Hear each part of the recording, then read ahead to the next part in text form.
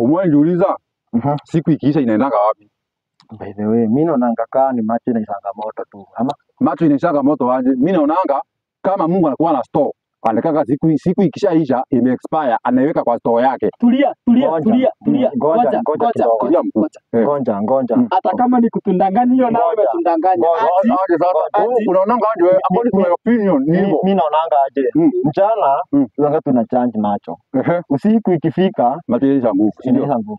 Hata hiyo ni uongo. Hata ni point. Hata hiyo ni uongo. Hata hiyo inaweza kuwa point, si ndio? Na mimi niko na swali. Uliza.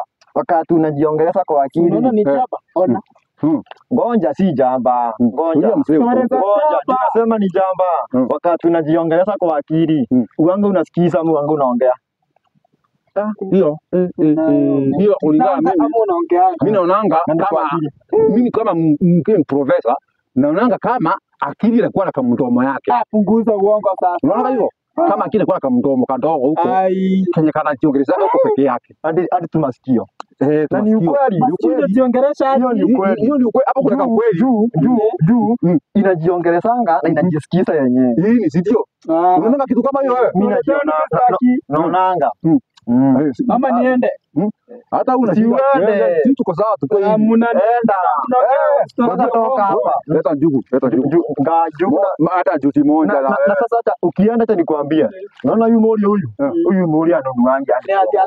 Shika kwanza aje zako bwana. Huyu mori leta haraka bwana njugu. Anunuangi hata njugu huyu. Njugu ya 20 bob unashinda kununua na njugu za wenyewe bwana.